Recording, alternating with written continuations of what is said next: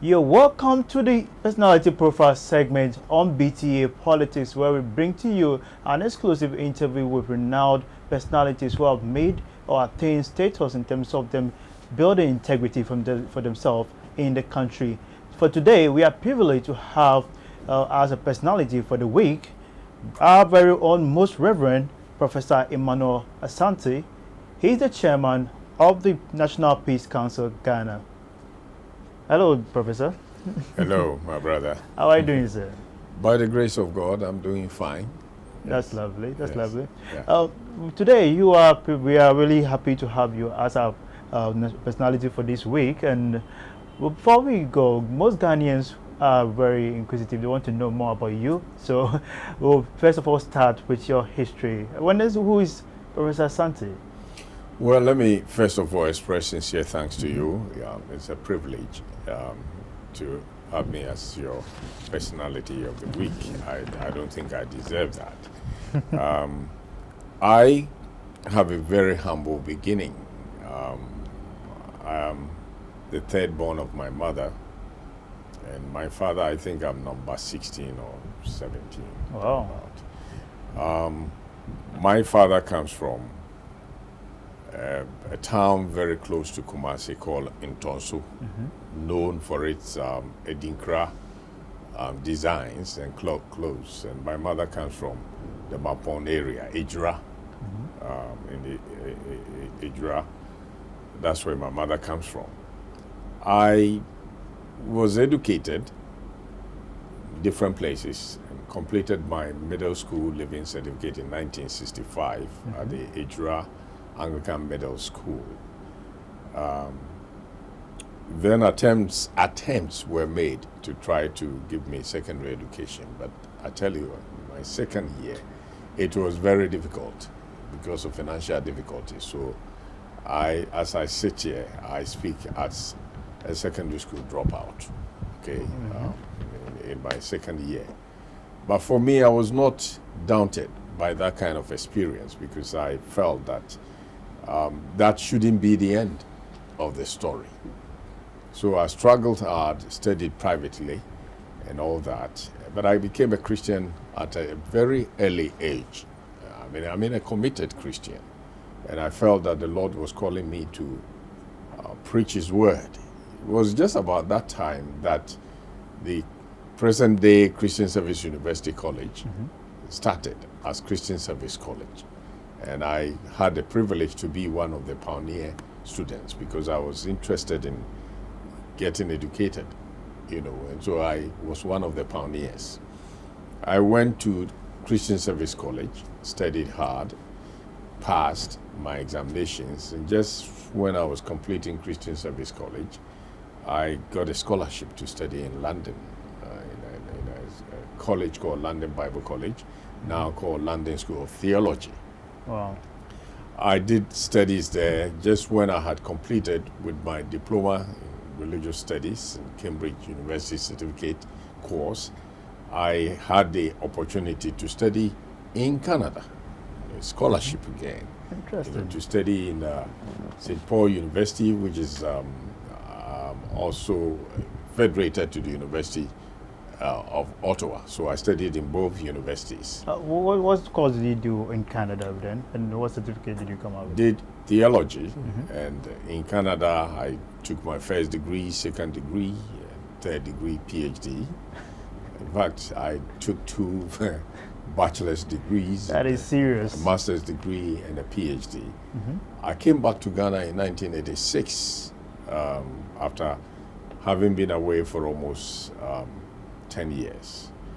And I came back as a minister in the Methodist Church because already when I was here, I was a staunch Methodist. And so I came back, got ordained in the Methodist ministry, and I worked in the Methodist ministry in Kumasi area. Then I was brought to Trinity Theological Seminary in Legon as assistant principal. Later I became the president of the seminary for 7 whilst years. you were the president at the seminary, what are some of the transformations that you brought about? A number of transformations. When I came, At that time, Trinity Theological Seminary was in affiliation with Legon. They couldn't do their own degrees. I introduced a number of courses because I came in as an academic dean and also as vice principal. And it was during my time that Trinity gained a charter to be a full-fledged university. And now Trinity is offering courses in up to PhD. So these were some of the things that God used some of us and with our colleagues to do. There's one quote that when I was doing the research, it came up, and it was in the very interesting one. I don't know what you have to say about this, but it says that in God, the nobody becomes a somebody. It seems that it's some of your favorite quote that usually. Yeah, that sums up my story, because considering that in secondary school, my second year, I dropped out of school, and people have had that kind of experience, and that has been the end of it. And I was a nobody, okay? But by the grace of God, this nobody became a somebody. I mean, the fact that, had the opportunity to study abroad and even to do a doctorate, PhD, and to come home and also minister, teach in a prestigious seminary. Remember that, Trinity Theological Seminary happens to be one of the most prestigious seminaries in our sub-region, a well-known institution. And I didn't go there just as a lecturer. I went there as a vice principal and later became the president of the seminary, taught a number of courses, and rose to become an associate professor, and then I also had the opportunity to even lecture at KNUST as the first substantive head of the Department of Religious Studies. And that is quite an achievement. KNUST. I mean, you can only explain this in terms of, God making the nobody a somebody. One thing that is very interests me is when I was going through your profile, I realized that you had a interest to also advocate for peace continuously every coming election, and also into the Ghana's political terrain, where continuously we've seen tension amongst political divide. When was the time or breakthrough for you to decide to embark on this particular advocacy? Well, I think it is important for you to know that I am a theologian. My specialty is systematic theology, and as part of my studies, I did social ethics. I got introduced to liberation theology, political theology, studied in not just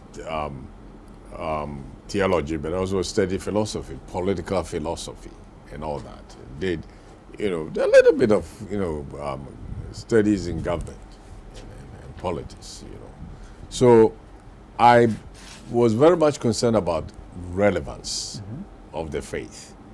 And for me, what is the point in preaching to people to commit their lives to the Lord if the message has nothing to do with their social concerns?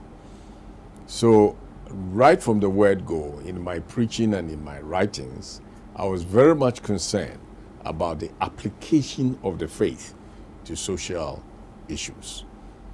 And remember, we came at a time that this country was under the military rule. It was at the time when JJ was in power and had not even decided to cede, power to constitutional government. And so some of us got ourselves involved. I was writing in the Pioneer, trying to call for the need for the will of the people to be respected. So my activism in social ethics and national politics, not partisan politics, started from my own studies in theology. I believe those times I wasn't even born then, but according to Richard, it came out that during those times there was tension where most persons who decide to go against the government of the day, or let's say stand for a certain it's a belief that they believe in and think they can push it to ensure there's peace, had certain contentions with the government of the day, where we witnessed that people's family were kidnapped. How did your family accept this particular It was not an easy thing. I mean, that was the time when we called the culture of silence. I mean, a lot of people wouldn't want to get themselves to talk because at that time it was too dangerous to talk on issues. So for those of us who committed our lives and committed ourselves to talking on these issues, it was not an easy thing. I remember one day my father-in-law coming over to my wife and saying that I didn't sleep tonight because I had said something and it had been given a headline. What I had said had been published, and it was scary for him because he knew that if I was not careful, it was going to be something. But nothing happened to me. I mean, I expressed myself, and I wasn't doing this with malice because I was doing it in the interest of the nation, and I don't think that... So have you ever had any confrontation from any individual or any political party? I have not had any confrontation with any individual. I was writing and through the Pioneer, and I also quite a number of other papers, expressing my ideas. I was not attacking individuals. I was speaking on issues, the need for, human rights, observation, and so on and so forth. You've written some couple of books, and I realize you wrote one book on the New Old Testament. You also wrote one on the Ghanaian politics. You also made a reflection on the Ghanaian experience. On that particular one on politics, what was the theme and what were you emphasizing as the message? No, I think, one of the courses that I taught at Trinity, and I continue to teach that course, is a course in social ethics. We call it Church and Society. And Church and Society dealt with issues of church and culture, church and politics. Should a Christian be involved in national politics and so on? And the book came out of that, from my reflections. And my contention is that you cannot call yourself a Christian and simply define Christianity in terms of this world is not my home. I'm on record to have said that, listen, even if this world is not your home, it is your path to your home. So clear the path, lest you are bitten by a snake. It means that, even if this world is not your home, your commitment to the Lord also challenges you to be involved in what obtains here. And that's what my book was all about. I was trying to say that we cannot fold our arms and think that as Christians we have no role to play in national politics.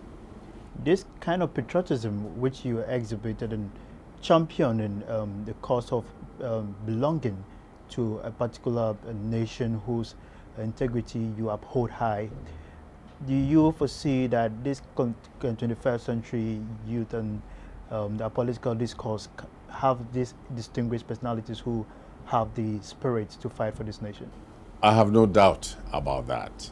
The fact that a lot of young people are keen and they are interested in the political landscape in terms of getting themselves involved is that these are all, also interested in national politics.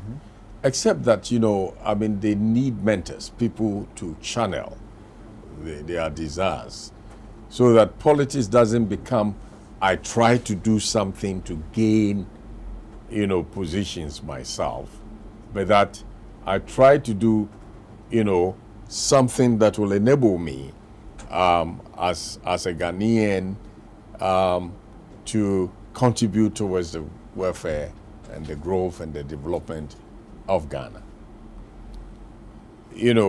A lot of people today have defined politics in terms of what is in it for me. what am I going to get? But I think it's a sacrificial thing.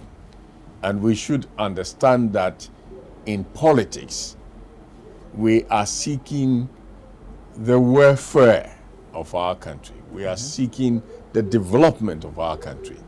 And that we are not just looking for something for ourselves. And that is what we need people, mentors, to let us know, so that we can channel our desire to be involved in national politics altruistically to ensure the well-being of Ghana and not just individual well-being. Okay. Because your individual well-being will come out of the well-being of the country. Okay. Then we'll go for a short commercial break, and when we come back, we're still live on the Personality Profile live segment on BTA Politics. And when we come back, he's going to go into the issue of his position as the chairman of the National Peace Council. Stay tuned, we'll be right back. GN Bank has come on board. Hooray! Did you take a loan from the Student Loan Trust Fund for your tertiary education? Having challenges on how to pay back the student loan? Relax, you can now pay your student loan at GN Bank. GN Bank, the bank that provides unparalleled excellence in service anytime, any place, and anywhere. The good news is that you don't have to be a customer of GN Bank before you can repay your loan. All you need is to walk into any branch of GN Bank nationwide and make your payment. GN Bank can also set up a standing order or undertake transfers directly from a person's account to that of Student Loan Trust Fund. But this is for interested persons who will open an account with us. Remember to pay your student loan in any of our 108 locations nationwide. For more information, call us on 0302 218855 or 020 2220360. Or email us at info@gnbank.com. You can also visit our website www.gnbankghana.com. GN Bank, the People's Bank. Do you know that there are more successful people in Ghana today than before? Well, that is the truth, and the secret is in prudent financial planning with the right financial manager. You need to know the right fund manager who spends your money 24 hours a day, 7 days a week, 4 weeks in a month, and 12 months in a year. That manager is at Gold Coast Fund Management. At Gold Coast, your money never sleeps. It revolves every second to give you more money for use when you really need it. For the past 21 years, Gold Coast Fund Management has held a strong reputation of spending people's money to beat inflation, depreciation, and treasury bill rates. Put your money to work. Move from savings to investment. Pay your investment tithe into the Gold Fund and Gold Money Market Fund, and be assured that when you are in need, you can turn to them to resolve your financial problems. Gold Coast Fund Management. Investment advice worth its weight in gold.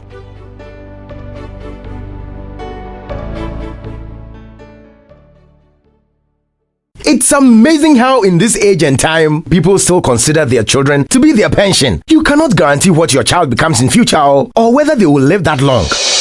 This is why you have to work on getting your own pension, and no one does it better than Pen Trust Limited. Pen Trust is the only pensions trustee with a wide regional and district presence in Ghana. You can do business with us wherever you are in Ghana. We combine discipline and technology to make sure that your second and third tier pension funds are managed objectively and in accordance with your decisions and investment objectives. We act with discipline always. Come to us, relax, and your future will be taken care of. Locate Pen Trust on the 6th floor of Premier Towers, opposite Pension House, near the National Theatre. You may call us on 030-290-1500 or 030-290-0989. Pen Trust, we act with discipline always. Pen Trust is a member of Group Indom.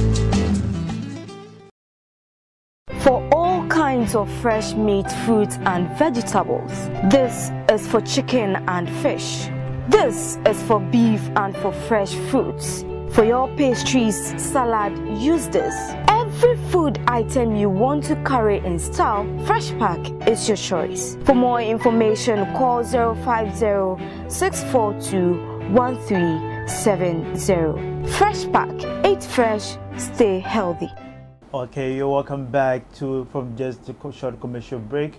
We are live on BTA, and the program is BTA Politics, a segment which has to do with the personality for the weekend. Today we are privileged to have our personality, Most Reverend Professor Emmanuel Asante.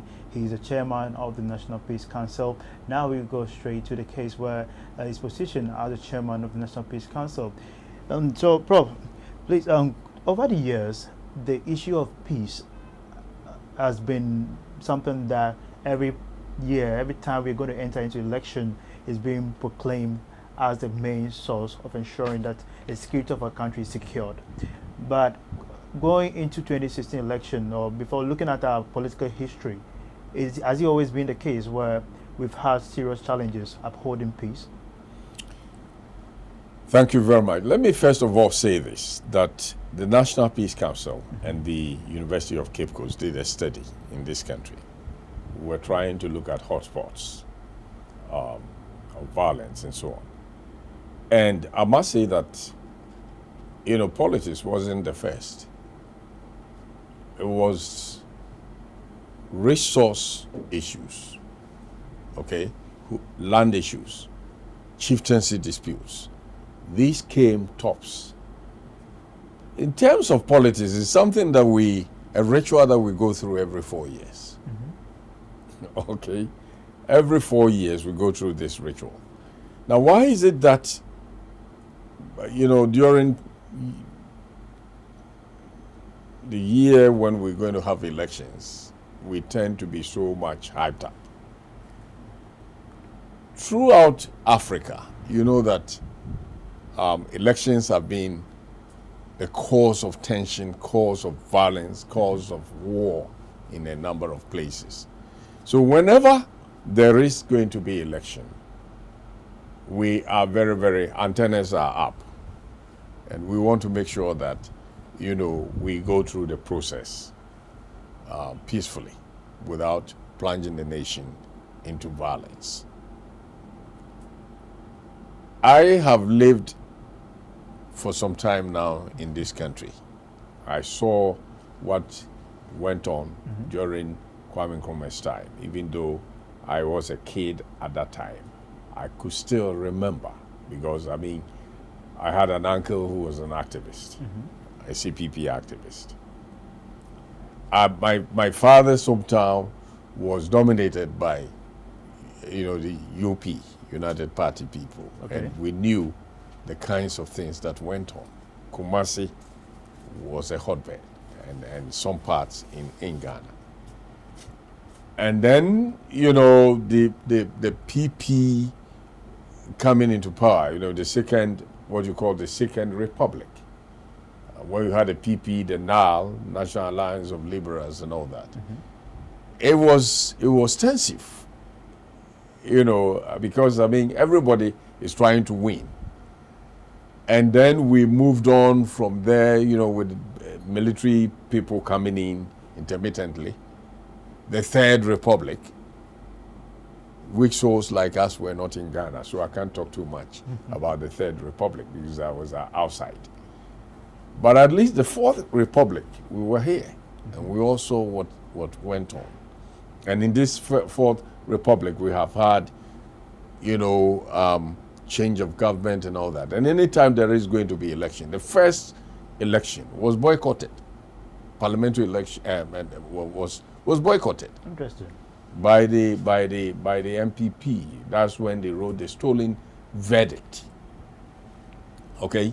And so the first parliament, there was no MPP representative there under the Fourth Republic. It was later on that they came into the game. So we have had this ding-dong thing. And in a country where the two major parties seem to have equal strength, because honestly, when you look at the votes, the margins are too small. So everybody thinks that they should be able to gain something. Then you look at the number of spoiled votes in the country, which spoiled votes could make a whole lot of difference in this country. So anytime there is an election, the stakes are high. 2016, the stakes are even higher, for the simple reason that 2012, we had this prolonged court situation, which a lot of people were scared what was going to happen. And, you know, we managed to sail through. 2016, the fear is that would people be prepared to go to court and seek redress when already people have expressed misgivings about the verdict?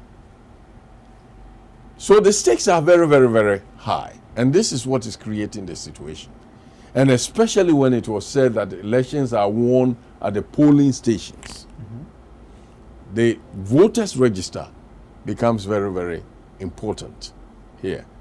And that's why even this, what do you call it? This minimal thing that we are doing, limited registration, is becoming an issue. Because people have interpreted vigilance in terms of taking the laws into our own hands to ensure that people we consider to be minors or to be aliens don't come in. Even though the process is there, that if you think that somebody is a minor, this is the process you go through. If you think that this person is an alien, this is the process you go through. People, there is a lot of mistrust in respect of the system that people want to take the laws into their own hands. Well, what do you say of the violence that has been attributed to the limited registration exercise ongoing at the moment? That's precisely what I'm trying to explain. Everybody is trying to make sure that they get the right people into the register, whilst they also want to make sure that perceived opposition people don't get in there. And so people are over suspicious. You look at somebody and you say that this person is a minor. If the person is a minor, there are forms that you need to fill. They have put in place arbitration committees that can address the issue to find out what needs to be done. But people have no confidence in that system, so they want to take the laws into their hands. Part of the problem too is that in our country, in fact, people have not been tried because of infringing electoral laws. We have had people who have done worse things. We don't seem to have evidence of people who have really been tried. Because as soon as you do something wrong and you are picked, it is politicized. Politicians get up. If the person happens to be for Black Party, then members of Black Party will have to get up and say that they are doing this against us. Over politicization of everything. How is it detrimental to our tenet of democracy? It is detrimental to our tenet, to democracy in our country. It is detrimental in the sense that, you know, we cannot continue. It's something that could easily give in to violence. I'm not talking about conflict. Conflicts you cannot avoid. So long as we have different positions, so long as we have different interests, there is bound to be. After all, what is conflict? It's clash of interest. But if we are not able to manage conflict, then it goes into violence. And the way people are going, it is as if we are not able to manage conflict. Instead of the thumb, we are using the fist. Okay? And this will not augur well for Ghana. I keep on saying that at the end of the day, what is it that we are looking for power for? You seek power for the good of the country. If the country is in turmoil, if the country is on fire, how do you develop the nation? How do you rule a nation? And it seems to me that laws don't matter anymore. And yet the rule of law is very, very crucial for our democracy. Looking at our morality in this country, it appears that the moral attribute of respect of the elderly when it comes to public discourse is kind of something that has been sidelined in public conversation. Should we go back to what we usually do in terms of respect to the elderly? The question is whether we can go back.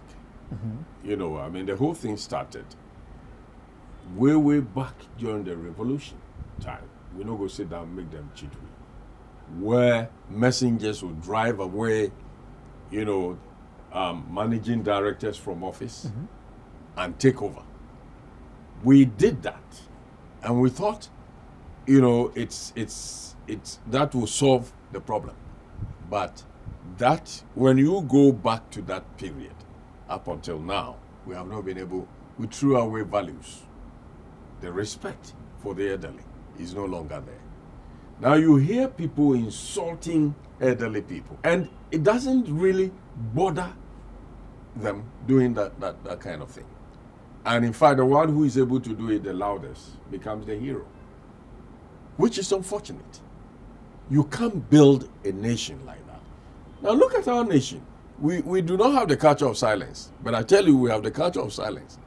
Because you see, the elderly people are not talking. There are certain people who should get up and speak. Are they speaking? They are not speaking because they are scared. They will tag me. They will insult me. I have met, you know, elderly people with respect, and I've said, how come that you are quiet? You are not saying anything? And I say, sorry, I'm not interested in these kinds of things. You know, why should it be like that? Asserting your right doesn't mean ignore the responsibilities that go with the right. Rights and responsibilities are together. Unfortunately, we talk about rights, we don't talk about responsibilities. Now, one thing about propaganda that has been ongoing, and recently there's been a letter circulating that the Peace Council issued a public notice about an information going around that you are supporting a particular stance when it comes to violence in this country. Could you please set the record straight for us?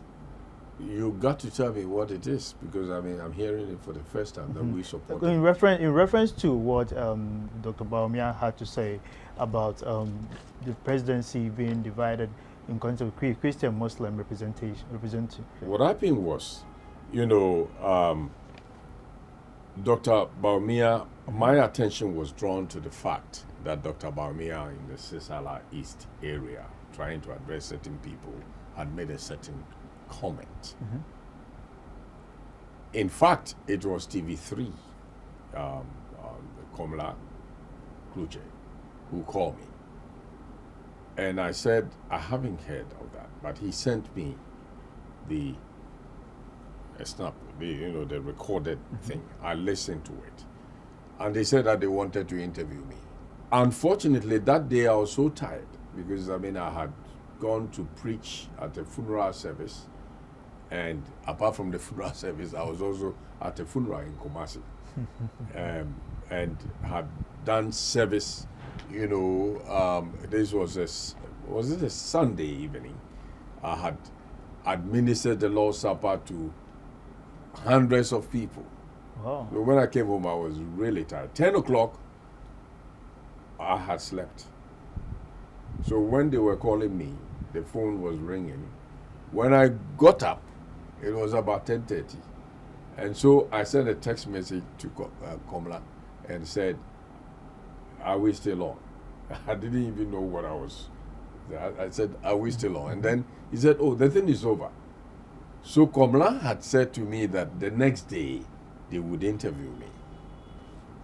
I was sleeping early in the morning when an FM station called me and said, we have read something that Peace Council has issued a statement condemning Dr. Bawumia. I said, I haven't even commented on this. And as far as I'm concerned, as the current chairman of the National Peace Council, we haven't even met to discuss Dr. Bawumia's statement. So who might have sent that? And they say your name is there. And so I had to tell them, no, I have not issued anything. I've not even commented on that.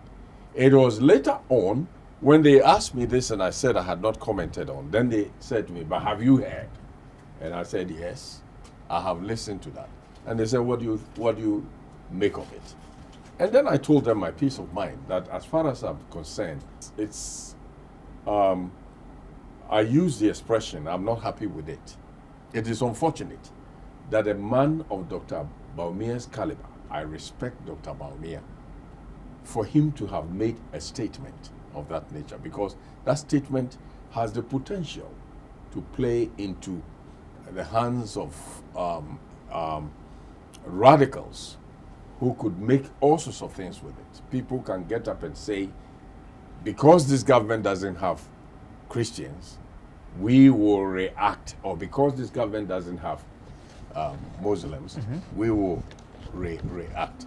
So I was saying that we don't play into the hands of such people. And I went on to make a statement about the dangers of politicking on the basis of religious affiliation and ethnic affiliation. You know that earlier on, Jifa Ativo had also made a statement, and I had also stated that that was bad. So that's the story.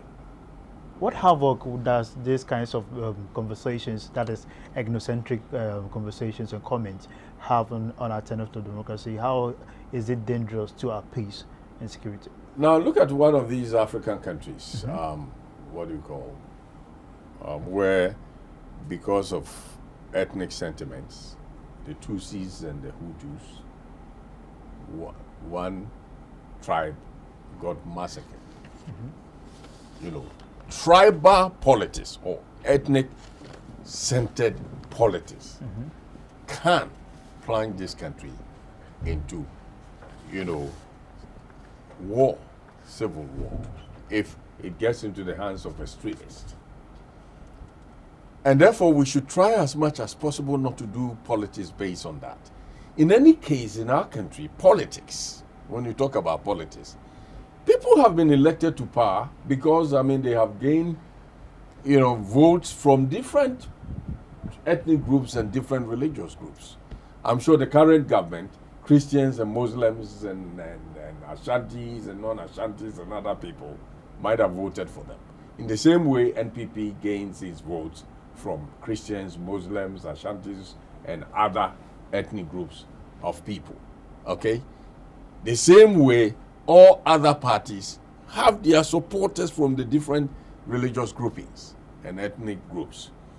So if we are going to do politics, and I get up and say, now look at me, I'm a Christian, I'm a Methodist, so all Methodists should vote for Emmanuel Asante, I think I'll be doing a lot of harm.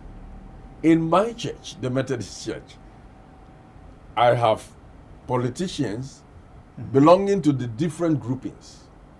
People from NDC, people from NPP, people from PPP, people from CPP and PNC. I'm sure that even the newer party, Ayaraga's party, will have people in my church who probably will sympathize with them. So what is the point in trying to divide us on the basis of religious and ethnic affiliation? It has the potential to plunge us into conflict. Okay. As the chairman of the National Peace Council going into 2016 election, at the November election, what is your comment, or what are you advocating for continuously that should be the hallmark of a solid democracy and a peaceful Ghana? I believe that, one, we should live and let others live. What do I mean by that? You believe that Party A is your party, and you must have your reasons for believing in that particular party and for supporting that particular party. It's your right. Now allow me my right also to support a different political party. Now let us, in terms of ideas, politics should be a contest of ideas. Party A believes that this is the way to go about it. That in the national economy, when we do this, it will do. Party B believes this. Let the people decide for themselves. Unfortunately, in this country, You know, there was a lecture at Gempa recently, and the title of the lecture is "Voting for What?" At the end of the elections, you ask the people, what did you vote for? There are a lot of people who are following parties and doing all sorts of things. What does that party stand for? What is the party's manifesto? Do they even know? Even the advocates, people who stand on the platforms, do they even know what their party stands for? I pray that our political culture will grow to the extent that we will begin to do the politics of issues. That is what I call the politics of civility, not insults, not propaganda that exploits the ignorance of people, but that we will educate people. This economy, this is the way we will go about it. We believe when we take A, B, C, we should be in a position to do that. Somebody was saying that, but the majority of Ghanaians are not educated. So how do you do politics of issues that you are talking about? I think if you want to rule this nation, then you love the nation. And it's your responsibility to educate us. Rather, don't exploit our ignorance for your political interest. That is wrong. Wow, wow. This is a very, very powerful message being delivered by our personality for the week, Most Reverend Emmanuel Asante. We are privileged to have him as our personality. Professor, it's a pleasure having you this afternoon. Thank you very much. Always a pleasure. Thank you very much, sir. Thank you. So that will be it for the personality profile for the week.